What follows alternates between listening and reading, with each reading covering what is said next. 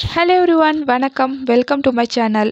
இந்த வீடியோவில் நம்ம பார்க்க போகிறது ஓன் நெயில்ஸ்க்கு எப்படி ஜெல் பாலிஷ் அப்ளை பண்ணுறது அது பற்றின வீடியோ தாங்க. லாஸ்ட் வீடியோவில் வந்து பார்த்திங்கன்னா ஒரு press on nail business start பண்ணணுன்னா என்னெல்லாம் மெட்டீரியல் தேவைப்படும் அப்படின்ற ஒரு வீடியோ நான் அப்லோட் பண்ணியிருந்தேன். எனக்கு வந்து நெயில்ஸ் வளர்த்துட்டு அதில் நெயில் பாலிஷ் அப்ளை பண்ணி பார்க்குறதெல்லாம் ரொம்பவே பிடிக்கும். பட் ஒரு நெயில்ஸ் உடஞ்சாவே எல்லா நெயில்ஸும் நம்ம கட் பண்ணிடுவோம் இல்லைங்களா? அந்த மாதிரி தான் லாஸ்ட் டைம் ஒரு நெயில் உடஞ்சிருச்சு. ஸோ எல்லாத்தையும் நான் கட் பண்ணிட்டேன். இப்போ ஓரளவுக்கு க்ரோ ஆகிட்டுருக்குங்க. இந்த ஸ்டேஜில் வந்து நம்ம கேர் பண்ணிவிட்டோன்னா நெயில்ஸ் வந்து நல்லாவே அழகாக இருக்கும். இப்போ ரீசெண்டாக நெயில் எக்ஸ்டென்ஷன் கோர்ஸ் வந்து கம்ப்ளீட் பண்ணியிருந்தேன். ஸோ நம்ம நெயில்ஸ்க்கே ஜெல் பாலிஷ் அப்ளை பண்ணலாம் அப்படின்ற ஒரு எண்ணத்தில் இதை வந்து நான் ஸ்டார்ட் பண்ணியிருக்கேங்க. இதுதான் எனக்கு first time gel polish apply பண்ணுறது. ஸோ வந்து எக்ஸ்டென்ஷன் அந்த மாதிரியெல்லாம் போக வேண்டாம். ஏன்னா எக்ஸ்டென்ஷனுக்கு நம்ம போகும்போது நம்ம ஓன் நெயில்ஸை கட் பண்ண வேண்டியதாக இருக்கும். ஸோ அந்த மாதிரி வேண்டாம், நம்ம ஓன் நெயில்ஸ்லேயே நம்ம வந்து ஜெல் பாலிஷ் அப்ளை பண்ணி பார்க்கலாம் அப்படின்றதுக்காக இப்போ நான் ப்ரொசீஜர் ஸ்டார்ட் பண்ணியிருக்கேன். ஃபஸ்ட்டு வந்து பார்த்திங்கன்னா நம்மளுடைய க்யூட்டிக்கல் ஏரியாவை வந்து நல்லா தள்ளி விட்டுறணுங்க. அது வந்து க்யூட்டிக்கல் புஷ்ஷர். ஸோ அதை வச்சு நல்லா தள்ளி விட்டுட்டு அதுக்கப்புறமா க்யூட்டிக்கல் கட்டரில் அந்த எக்ஸ்ட்ரா இருக்கிற டெட் செல்ஸ் எல்லாம் கட் பண்ணிடணும். இந்த க்யூட்டிக்கல் கட்டர் வச்சு நம்ம கட் பண்ணும்போது நமக்கு அந்தளவுக்கு பெயின் இருக்காது. ஏன்னா வந்து பார்த்திங்கன்னா அது ஒரு டெட் செல் தான் இல்லைங்களா? நம்ம வந்து க்யூட்டிக்கல் புஷ்ஷர் வச்சு தள்ளிட்டு அதுக்கப்புறமா லைட்டாக கட் பண்ணிக்கணும். க்யூட்டிக்கல் ஏரியா வந்து ரொம்பவே சென்சிட்டிவாக இருக்கும். ஸோ வந்து ரொம்பவே கேர்ஃபுல்லாக மைன்யூட்டாக அதில் இருக்கிற டெட் செல்ஸ் மட்டும் லைட்டாக கட் பண்ணி எடுத்துக்கிட்டால் போதும். க்யூட்டிக்கல் ஏரியாவில் இருக்கக்கூடிய டெட் செல்ஸ் எல்லாம் கட் பண்ணி எடுத்துட்டதுக்கப்புறமா இது வந்து பனானா ஃபைலர். இதை வச்சு வந்து பார்த்திங்கன்னா நம்ம நெயில்ஸ்க்கு வந்து ஷேப்ஸ் கொடுக்கலாம். நெயில்ஸ் வந்து நல்லா லென்த்தியாக இருக்கிற பட்சத்தில் உங்களுக்கு என்ன ஷேப் வேணுமோ அந்த ஷேப் வச்சுக்கலாம். பட் நெயில் வந்து ரொம்ப சின்னதாக இருக்கிறதுனால நான் ஓரளவுக்கு சைட்ஸ் மட்டும் ஷேப் பண்ணிக்கிறேன். இது ஓரளவுக்கு ஆல்மண்ட் ஷேப்பில் இருக்கும். பட் நெயில் சின்னதாக இருக்குது இல்லையா? அதனால் அந்த ஷேப் வந்து எக்ஸாக்டாக தெரியாது. சைடில் மட்டும் லைட்டாக தேய்ச்சி விட்டுறேன். நெயில்ஸ் ப்ரெப் பண்ணும்போது ரொம்பவே கேர்ஃபுல்லாக பண்ணணும். இதில் நம்ம லைட்டாக ஸ்க்ராட்ச் பண்ணிட்டா கூட நம்ம யூவி லேம்பில் வைக்கும்போது ஒரு மாதிரி குத்துற சென்சேஷன் இருக்க தான் செய்யுது. ஸோ வந்து கேர்ஃபுல்லாக பண்ணிக்கணும். அடுத்ததாக நெயில்ஸ் எல்லாம் ஓரளவுக்கு ஷேப் பண்ணிட்டதுக்கப்புறமா இது வந்து சாஃப்ட் பஃபர். இதை வச்சு லைட்டாக நம்ம இந்த அடி பக்கத்தில் வச்சு இழுத்தோன்னா அதில் வந்து டஸ்ட்டெல்லாம் இருந்தாலும் கூட வந்துடும். ஸோ இதுவுமே ரொம்பவே யூஸ்ஃபுல்லாக இருக்குங்க. நெயில் எக்ஸ்டென்ஷன் பண்ணும்போது அடியில் இருக்கிற அந்த எக்ஸ்ட்ரா டஸ்ட்டெல்லாம் எடுக்கிறதுக்கு இந்த பஃபர் வந்து ரொம்பவே யூஸ்ஃபுல்லாக இருக்கும். அடுத்ததாக வந்து பார்த்திங்கன்னா நெயில்ஸ் வந்து நம்ம ரஃப் பண்ண போகிறோம். ஏன்னா வந்து பார்த்திங்கன்னா நல்ல ஒரு ஸ்மூத்தான சர்ஃபேஸில் ஜெல் பாலிஷ் அப்ளை பண்ணால் லாங் ஸ்டே இருக்காது. நீங்கள் எக்ஸ்டென்ஷன் பண்ணாலும் சரி ஜெல் பாலிஷ் அப்ளை பண்ணாலும் சரி எப்போதுமே ஸ்மூத்தான இடத்துல பண்ணவே கூடாது. நம்ம பண்ணுற ஒர்க் நல்லா லாங் ஸ்டேவாக இருக்கணும்னா அந்த ஏரியா கொஞ்சம் சொரசொரப்பாக தான் இருக்கணும். அப்போ தான் அதோட ஸ்டே வந்து ரொம்ப நாள் இருக்கும். ஸோ வந்து நெயில்ஸை வந்து நான் நல்லா ரப் பண்ணிக்கிறேன். இது போல் சர்ஃபேஸை நல்லா ரப் பண்ணிட்டதுக்கப்புறமா நல்லா க்ளீன் பண்ணி விட்டுறணுங்க. நெயில்ஸை இது போல் நல்லா ரப் பண்ணிட்டதுக்கப்புறமா அதில் இருக்கிற டஸ்ட்டெல்லாம் டஸ்ட் ஆஃப் பண்ணிக்கணும். அடுத்ததாக வந்து பார்த்திங்கன்னா டீஹைட்ரேட்டடும் ப்ரைமரும் அப்ளை பண்ணணுங்க. இது ரொம்ப ரொம்ப முக்கியம். ஏன்னா வந்து நம்ம டேரெக்டாக நம்ம நெயில்ஸில் ஜெல் பாலிஷ் அப்ளை பண்ண போகிறோம். இந்த ஜெல் பாலிஷும் கண்டிப்பாக கெமிக்கல் தான் இல்லைங்களா? அந்த கெமிக்கல் வந்து நம்ம நெயில்ஸ்க்கு எந்த ஒரு டேமேஜும் பண்ணக்கூடாது அப்படின்றதுக்காக இந்த டீஹைட்ரேட்டட் ப்ரைமர் அப்ளை பண்ணுறோம். ஃபஸ்ட்டு வந்து டீஹைட்ரேட்டட் அப்ளை பண்ணிக்கணும். இதை வந்து யூவி லேம்பில் க்யூர் பண்ணணுன்ற அவசியம் கிடையாதுங்க. இது வந்து ஏர் ட்ரை ஆயிடும். ஒரு வாட்டர் மாதிரி தான் இருக்கும். நம்ம எல்லா நெயில்ஸ்க்கும் அப்ளை பண்ணிக்கணும். அடுத்ததாக வந்து பார்த்திங்கன்னா ப்ரைமர் வந்து நம்ம மேக்கப் எல்லாம் ஸ்டார்ட் பண்ணுறதுக்கு முன்னாடி ஃபேஸில் நம்ம அப்ளை பண்ணுவோம் இல்லைங்களா? அது மாதிரி தான். ஸோ வந்து ப்ரைமர் ரொம்பவே முக்கியம். நம்ம நெயில்ஸ் வந்து நல்லா சேஃப்டியாக இருக்கணும், எந்த ஒரு டேமேஜும் இருக்கக்கூடாது அப்படின்னா கண்டிப்பாக ப்ரைமர் அப்ளை பண்ணிக்கணும். இது வந்து ஏர் ட்ரை ஆயிரும். ஒரு 10 செகண்ட்ஸ்லேயே நல்லா க்யூர் ஆயிருங்க. அடுத்ததாக வந்து base coat. Gel polish apply பண்ணுறதுக்கு முன்னாடி பேஸ் கோட் அப்ளை பண்ண வேண்டியது ரொம்ப ரொம்ப முக்கியங்க. ஏன்னா ஜெல் பாலிஷ் வந்து நல்லா லாங் ஸ்டே இருக்கணும்னா பேஸ் கோட் கம்பல்சரி அப்ளை பண்ணிக்கணும். பேஸ் கோட் வந்து இது போல் தான் நல்லா கிளியராக இருக்கும். நம்ம சைட்ஸ்லலாம் பேஸ் கோட் அப்ளை ஆயிடுச்சுன்னா க்யூட்டிக்கல் புஷர் வச்சு நல்லா ரிமூவ் பண்ணிவிட்டு அதுக்கப்புறமா க்யூர் பண்ணிக்கலாம். பேஸ் கோட் வந்து பார்த்திங்கன்னா 60 செகண்ட்ஸ்க்கு க்யூர் பண்ண போகிறோம்.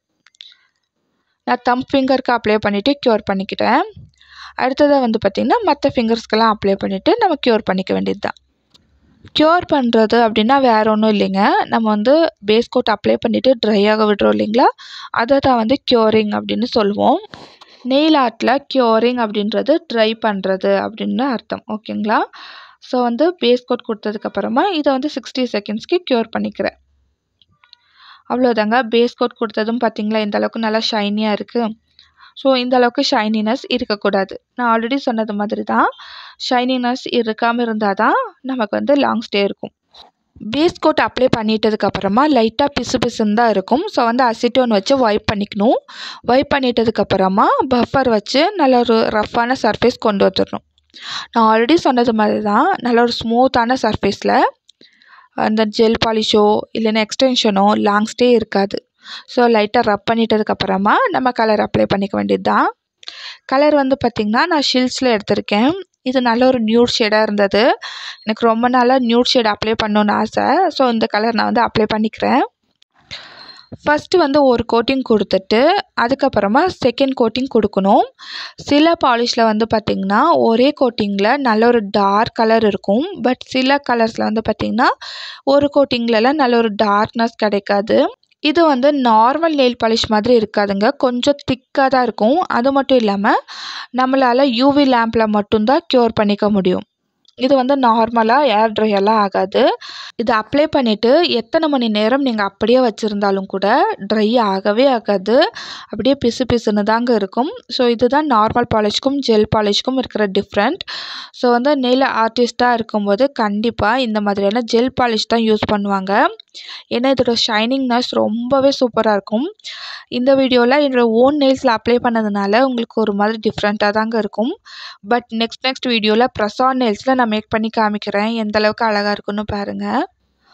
எனக்கு வந்து கோர்ஸ் எடுத்தவங்க சொன்னது வந்து பார்த்திங்கன்னா ஜெல் பாலிஷ் அப்ளை பண்ணால் ரொம்ப நல்லா ஸ்டே இருக்குன்னு சொன்னாங்க. அதனால தான் நான் இப்போ ட்ரை பண்ண போகிறேன். ஸோ இப்போ நம்ம அப்ளை பண்ணியிருக்கோம் இல்லைங்களா, இது எத்தனை நாளைக்கு ஸ்டே இருக்குதுன்னு பார்க்கலாம். ஜெல் பாலிஷில் நான் செகண்ட் கோட்டிங் கொடுத்துட்ருக்கேன். செகண்ட் கோட்டிங் கொடுத்துட்டு இதையும் நல்லா க்யூர் பண்ணிக்கலாம். என்னோடய ஸ்கின் கலருக்கு இந்த லைட் கலர் எடுத்துருக்கக்கூடாது. இப்போ தான் எனக்கு தோணுது. டார்க் கலர் எடுத்து அப்ளை பண்ணியிருந்தா கொஞ்சம் நல்லா இருந்திருக்குமோ அப்படின்னு தோணுச்சுங்க. ஆனால் இந்த கலர் வந்து அப்ளை பண்ணணுன்னு ஆசையாக இருந்தது, அப்ளை பண்ணேன். பட் நம்ம கலருக்கு அது சூட் ஆகுதான்னு ஃபஸ்ட்டு பார்க்கணும் இல்லையா. நான் அதை செக் பண்ணாமல் அப்ளை பண்ணிட்டேன். பட் இருந்தாலும் இப்போதைக்கு நம்ம ரிமூவ் பண்ண வேண்டாம். ஏன்னா இது நம்ம வந்து ஸ்டே செக் தானே பண்ண போகிறோம். ஸோ செகண்ட் கோட்டிங் கொடுத்ததுக்கப்புறமா நல்லா க்யூர் பண்ணிக்கிறேன். என்னோடய ஸ்கின் டோனுக்கு கொஞ்சம் டார்க்கர் கலர் அப்ளை பண்ணியிருந்தா நல்லா இருந்திருக்குமோன்னு தோணுச்சு. இது அப்ளை பண்ணியும் நெயில் பாலிஷ் போட்ட மாதிரியே இருக்கலைங்க. அதனால் நான் வந்து அந்த ஃப்ரெஞ்ச் டிப் அந்த மாதிரி ட்ரை பண்ணலாம் அப்படின்ட்டு இருக்கேன். ஜெல் பாலிஷ் அப்ளை பண்ணி நம்ம 60 செகண்ட்ஸ்க்கு க்யூர் பண்ணாலும் அதில் ஒரு பிசு பிசுன்னு இருக்க தான் செய்யும். ஸோ வந்து அசிட்டோனில் நம்ம நல்லா வைப் பண்ணிக்கணும். அடுத்ததாக ஃப்ரெஞ்ச் டிப் ட்ரை பண்ணலாம் அப்படின்றதுக்காக ஒயிட் கலர் பாலிஷ் எடுத்திருக்கேன். இது வந்து பார்த்திங்கன்னா வெனாலிசா பிராண்டோடது. இதுவுமே ஜெல் பாலிஷ் தான். இந்த கலர் ரொம்பவே லைட்டாக இருக்கிறதுனால சரி ஃப்ரெஞ்ச் டிப் மாதிரி ட்ரை பண்ணலாம் அப்படின்னு லைட்டாக ஒயிட் கலரில் மைன்யூட்டான ப்ரஷ் வச்சு நான் அப்ளை பண்ணிக்கிறேன். நம்ம நெயில்ஸ் வந்து க்ரோ ஆகிருக்கும் இல்லைங்களா, அந்த ஏரியாவில் மட்டும் ஒயிட் கலர் அப்ளை பண்ணிக்கிறேன். சின்ன வயசுலலாம் நிறைய பேர் இந்த நெயில் ஆர்ட்டை பார்த்துருப்போம். நிறைய பேருக்கு ஃபேவரட்டாக கூட இருந்திருக்கு.